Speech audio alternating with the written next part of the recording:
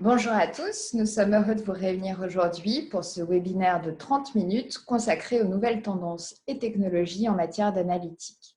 Nous reviendrons notamment sur les dernières tendances et technologies à surveiller en matière d'analytique. Quels sont les avantages escomptés et enfin, quelles bonnes pratiques retenir? Pour débuter ce webinaire, j'ai le plaisir de vous présenter Emmanuel Dubois, cofondateur d'Indexima. Bonjour Emmanuel. Bonjour Laetitia, bonjour à tous. Je suis Emmanuel Dubois, cofondateur et directeur général et je pilote la relation avec nos clients et le marketing chez Indexima. Alors au fur et à mesure que le monde se met en ligne, la datafication continue à s'accélérer. Cette méga tendance est alimentée par toutes les innovations en matière d'infrastructure, de cloud computing, d'intelligence artificielle et de numérisation globale de nos économies et de nos vies.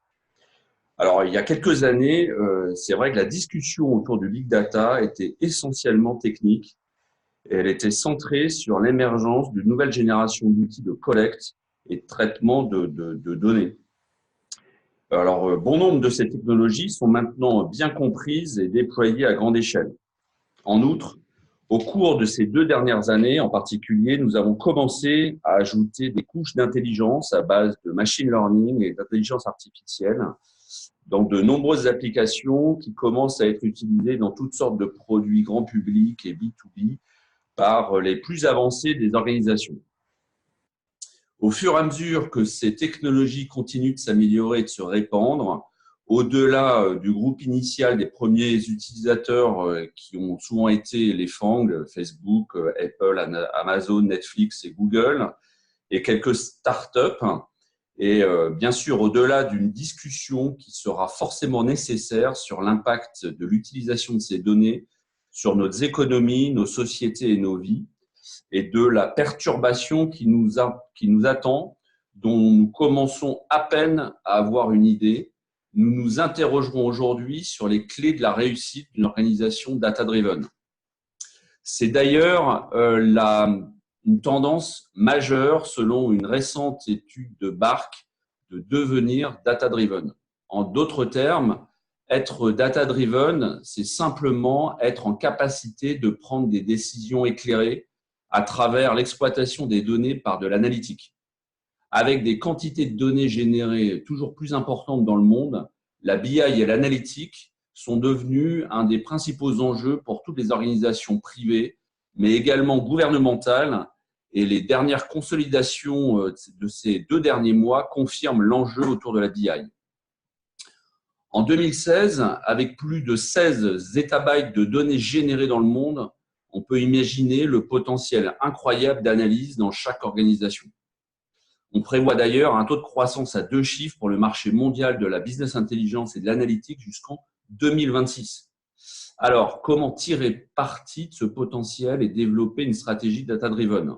En d'autres termes, comment simplement exploiter les données créées par nos systèmes de transactions d'achat, de hits sur mon site de e-commerce, de données collectées par mes magasins chaque jour ou issues de ma production. Car il faut savoir qu'à ce jour, beaucoup de données créées sont juste stockées et non exploitées.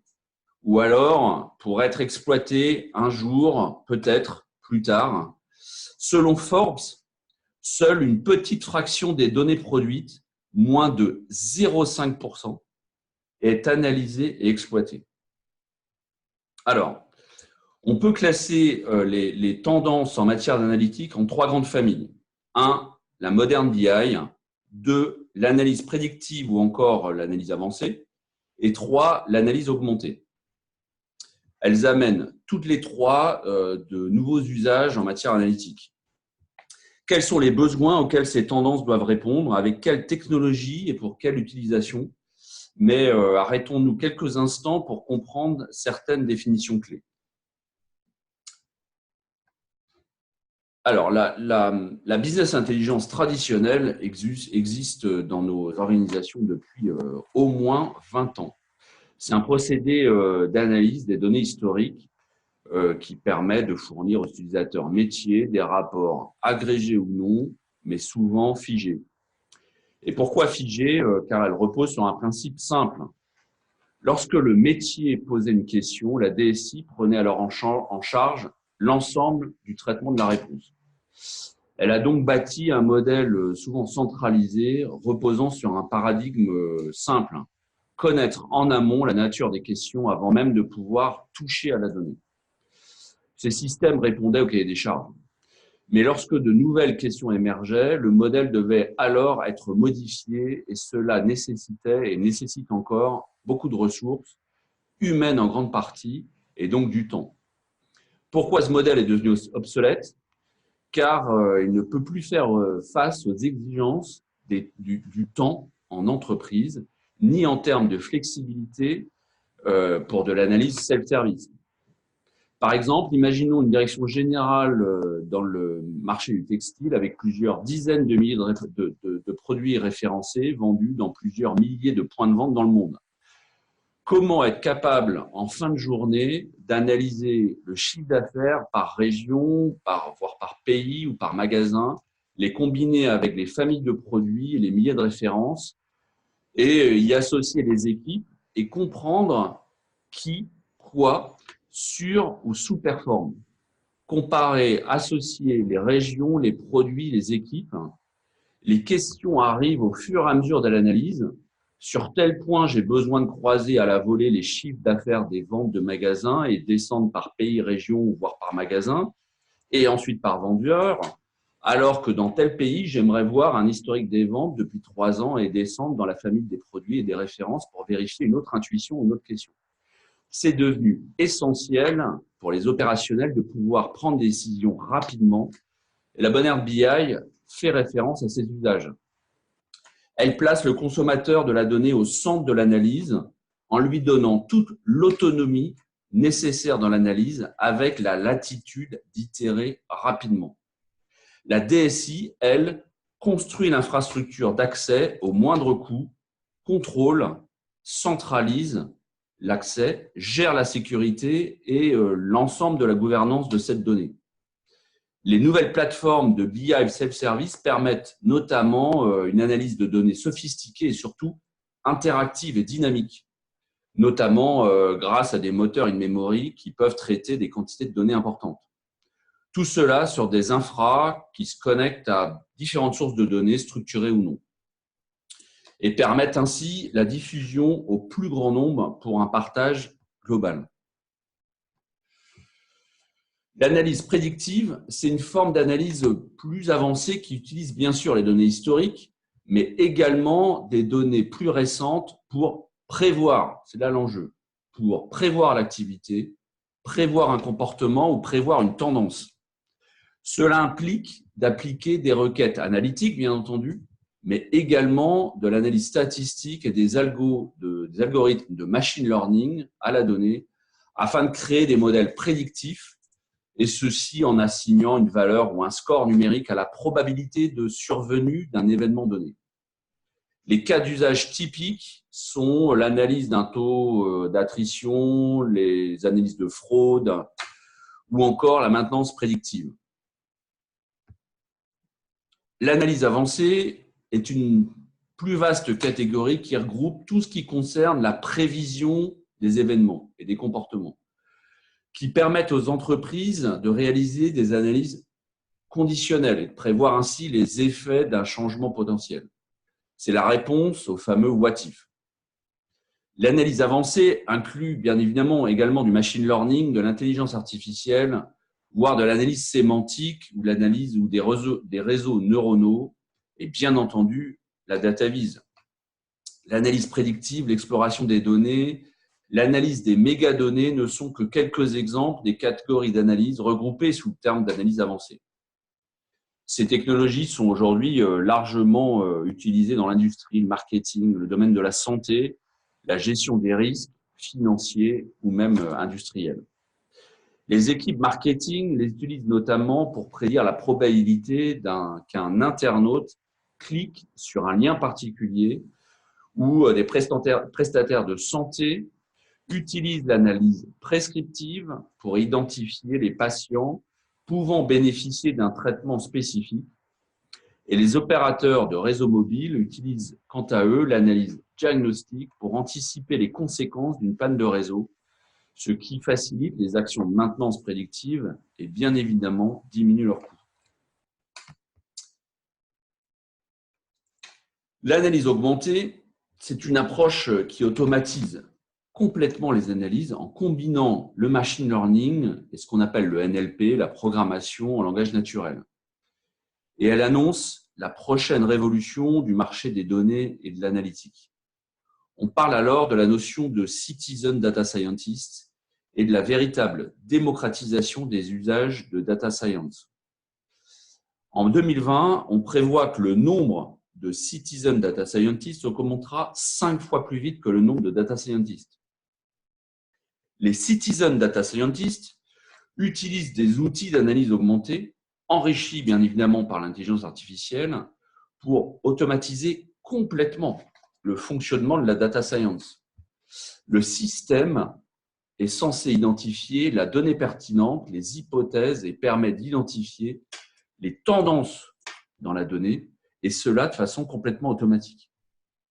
Par exemple, dans le domaine de l'assurance maladie et des mutuelles, on pourra identifier la probabilité d'une crise cardiaque ou d'un certain type de cancer dans l'ensemble d'une population assurée, d'identifier des traitements préventifs nécessaires jusqu'à prévoir des demandes d'indemnisation.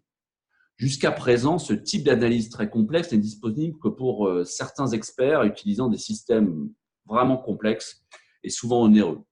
La promesse de l'analyse augmentée repose dans le fait que les utilisateurs métiers aient bientôt accès à ce niveau de données et d'analyse.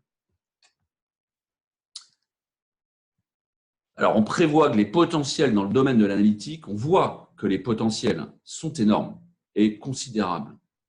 Les capacités offertes par toute cette donnée créée permettront aux entreprises les plus à la pointe de prendre des avantages sur les autres, clairement.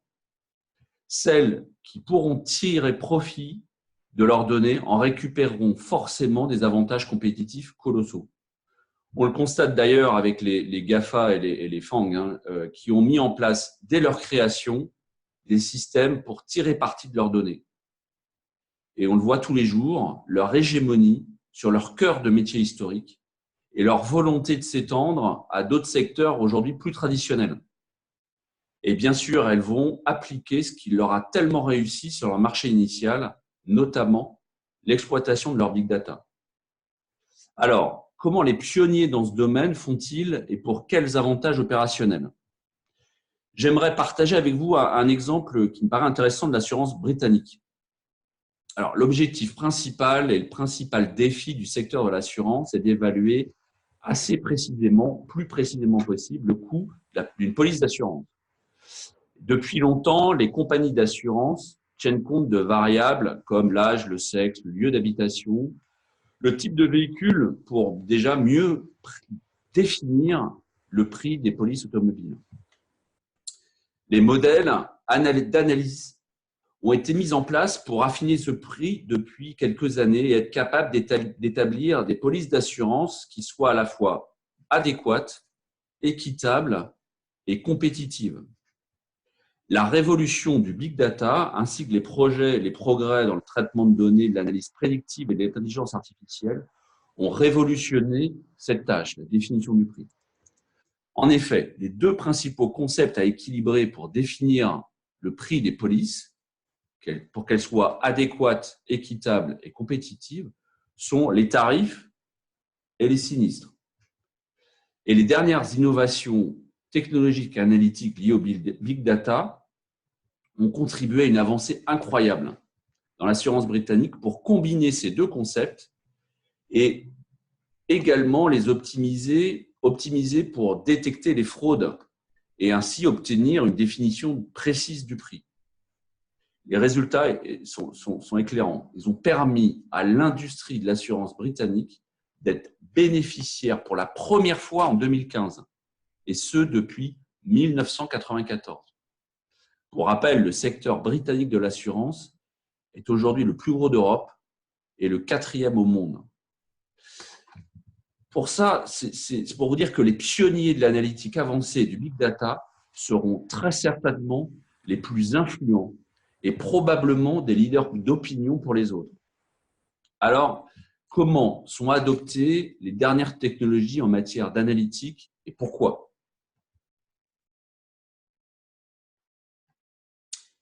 Selon Gartner, les entreprises utilisant les technologies de Modern BI génèrent 2 fois plus de valeur que celles qui ne les utilisent pas. Et en outre, elles génèrent une valeur 2 fois supérieure à leurs investissements. D'autre part, toujours selon Gartner, nous vivons une révolution positive dans le domaine de la gestion des données d'entreprise. Les plateformes de Modern BI dominent largement le secteur et représenteront 6 milliards de dollars d'ici l'année prochaine. Autre donnée, le marché de l'analyse avancée, analyse prédictive inclus, passeront à près de 25 milliards de dollars en 2022, avec des taux de croissance de l'ordre de 15% par an. L'utilisation de l'analyse avancée se diffuse au sein des entreprises.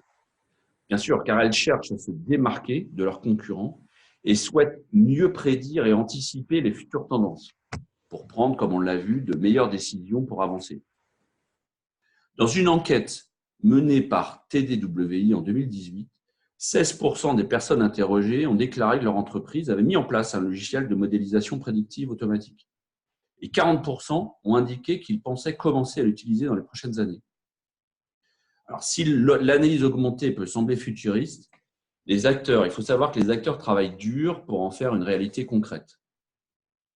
L'avenir de l'analytique passe par la mise en commun des savoir-faire de la chaîne de traitement de la donnée et de tous les experts en interne et d'une véritable capacité de pouvoir la démocratiser. Car aujourd'hui, les experts en BI, quelques analystes métiers et les statisticiens de la donnée sont aujourd'hui les principaux utilisateurs des analyses avancées dans l'entreprise. Ces 3 professions dominent aujourd'hui l'adoption et l'utilisation des applications de BI avancées et d'analyse prédictive. Il faut savoir que moins de 20% des citizen data scientists utilisent régulièrement les analyses avancées et prédictives. Et je ne parle pas des cadres et des managers qui les utilisent encore moins. Cela illustre une adoption croissante auprès d'une population experte, mais aussi les limites de l'adoption auprès d'un plus large public et donc à l'échelle d'une entreprise data-driven. D'autre part, le constat que fait McKinsey sur son index AI est sans appel. La grande majorité des projets analytiques et d'intelligence artificielle seraient en position d'échec. 8% seulement des initiatives analytiques et de machine learning iraient au-delà du pilote, celui-ci échouant massivement à être converti en solution. McKinsey constate d'ailleurs que les conseils d'administration et les actionnaires jugent assez médiocrement la majorité des programmes analytiques, pointant la faiblesse de la valeur qui est débloquée par tous ces programmes, qui dans certains secteurs ne dépasseraient pas 10%. D'un autre côté, utiliser quelques fonctionnalités d'analyse prédictive n'entraîne pas nécessairement la création d'une véritable stratégie data-driven réussie dans toute l'entreprise. Les entreprises priorisant des fonctionnalités cherchent souvent une solution miracle pour répondre aux défis stratégiques de la BI, mais cela ne caractérise pas une organisation data-driven. Alors, McKinsey pointe comme le principal échec des projets analytiques d'envergure le manque de vision claire de l'équipe de direction. Généralement, cette problématique est associée à la confusion et au manque de compréhension chez les cadres dirigeants entre l'analytique traditionnelle, la BI, le reporting, et l'analytique avancée, tout ce qui est outils prédictifs et prescriptifs. La priorité est donc stratégie first. Et cela passe par évaluer avec précision la faisabilité et calculer la valeur que doivent générer ces cas d'usage, des premiers pilotes. La réussite passe par une poignée de pilotes réalisables le plus rapidement possible, à l'impact fort, qui génèrent de la valeur afin de pousser une véritable dynamique et encourager l'adhésion. Encore trop souvent, les projets analytiques sont considérés comme non prioritaires et cachent un gaspillage à grande échelle. S'attaquer aux opportunités d'analyse dans l'entreprise de manière non structurée, sans vision, au-delà de situations spécifiques recherchées sur les premiers pilotes, c'est l'assurance de rater une occasion de capitaliser sur des opportunités beaucoup plus grandes.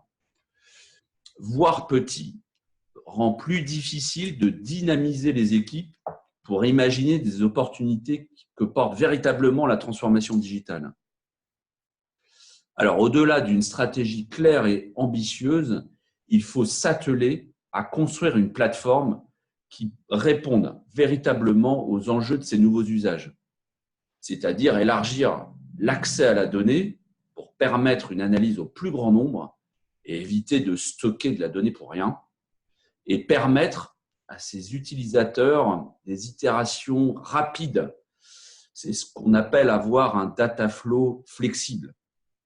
Cela signifie clairement une chaîne de données au plus court, sans redondance excessive et recopie inutile de la donnée. Bien sûr, en respectant l'ensemble des aspects de sécurité, RGPD incluse, avec une maîtrise des coûts par le véritable maître d'œuvre de cette plateforme qui n'est d'autre que la DSI.